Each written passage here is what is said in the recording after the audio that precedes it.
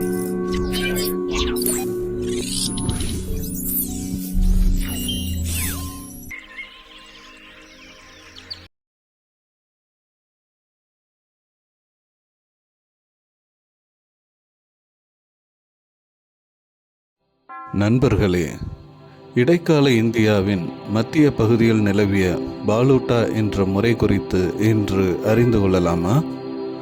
பாலூட்டா முறை என்பது இடைக்கால மகாராஷ்டிரா மற்றும் தக்கான பகுதிகளில் நிலவிய ஒரு பாரம்பரிய கிராம சேவை முறையாகும்.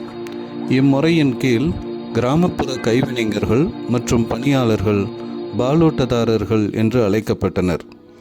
விவசாயிகளுக்கு தேவையான அத்தியாவசிய பொருட்களையும் சேவைகளையும் இவர்கள் வழங்கினர்.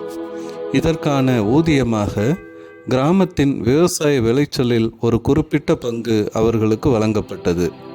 இப்பங்கு பாலூட்டா என்று அழைக்கப்பட்டது. இதில் பொதுவாக பாரா பாலூட்டதாரர் எனப்படும் கொல்லர்கள், தச்சர்கள், குயவர்கள் மற்றும் நாவிதர்கள் போன்ற 12 முக்கிய தொழில் குழுக்கள் இடம்பெற்றிருந்தன. இது வட இந்தியாவில் நடைமுறையில் இருந்த ஜட்ஜ்மானி முறையை மிகவும் ஒத்திருந்தது. மகாராஷ்டிராவின் கிராமப்புறங்களில் பாலூட்டா முறை நடைமுறையில் இருந்தது.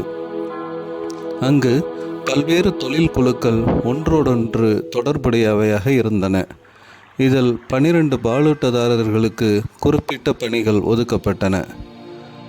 மேலும் அவர்களுக்கு பாலூட்டா அல்லது மெஹந்தனா எனப்படும் ஊதியம் என்ற பெயரில் வெகுமதிகள் வழங்கப்பட்டன. மகாராஷ்டிராவின் பாலூட்டா முறையைப் போலவே வட இந்தியாவிலும் ஜட்ஜ்மானி முறை இருந்தது. அங்கேயும் தொழில் குழுக்கள் ஒன்றையொன்று சார்ந்திருக்கும் வகையில் அமைக்கப்பட்டிருந்தன. பாலூட்டதாரின் முறையின் முக்கிய பண்புகள் பின்வருமாறு. 12 தொழில்கள். பாலூட்டதாரர்கள் எனப்படும் இக்குழுக்களில் கிராம வாழ்க்கைக்கு அவசியமான 12 பரம்பரை தொழில்களை சார்ந்தவர்கள் இடம்பெற்றிருந்தனர். கொல்லர்கள், தச்சர்கள், குயவர்கள், நாவிதர்கள், சலவை தொழிலாளர்கள் மற்றும் தோல் தொழிலாளர்கள் ஆகியோர் இதில் அடங்குவர். பண்டமாற்று முறை ஊதியம். பணமாக ஊதியம் பெறுவதற்கு பதிலாக கைவினைஞர்கள் பொருட்களாகவே பெற்றனர். பொதுவாக தானியம் அல்லது புதிய விளைபொருட்களை ஊதியமாக பெற்றனர். இதுவும் வழக்கமாக அறுவடைக்கு பிறகு ஆண்டுதோறும் வழங்கப்பட்டது. சமூக சார்பு நிலை.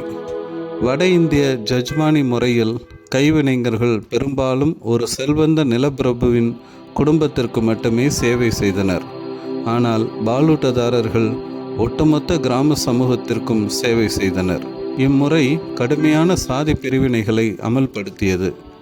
இது உறுதியான வேலை வாய்ப்பை வழங்கிய போதிலும் சாதி பாகுபாடு மற்றும் சுரண்டலை தொடர்ந்து நிலைநிறுத்தியதற்காக பிற்காலத்தில் டாக்டர் B.R. அம்பேத்கர் போன்ற சமூக சீர்திருத்தவாதிகளால் கடுமையாக விமர்சிக்கப்பட்டது. சமூக பொருளாதார நவீனமயமாக்கலால் இம்முறை பெருமளவு வீழ்ச்சி அடைந்தது. இறுதியில் 1959ஆம் ஆண்டு மகாராஷ்டிராவில் கொண்டு வரப்பட்ட சட்ட சீர்திருத்தங்கள் மூலம் இது அதிகாரப்பூர்வமாக ஒழிக்கப்பட்டது.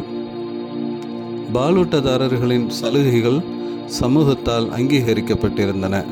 இது கிராம நிர்வாகம் மற்றும் சமூக அமைப்பில் அவர்களின் பங்கை வலியுறுத்தியது. 19ஆம் நூற்றாண்டில் ஏற்பட்ட நகரமயமாக்கல் பாலூட்டா முறையின் முக்கியத்துவத்தை குறைத்தது. இது கிராமப்புற வாழ்வாதாரங்களை பாதித்தது. ஒரு விதத்தில் உழைப்பு சுரண்டலை நினைவுபடுத்தும் பாலூட்டா முறையை டாக்டர் அம்பேத்கர் விமர்சித்தது மிகச்சரியே. நன்றி. தொடர்ந்து இணைந்திருப்போம். புதிய காணொளிகளை பெற லைக் பண்ணுங்கள், ஷேர் பண்ணுங்கள், சப்ஸ்கிரைப் பண்ணுங்கள்.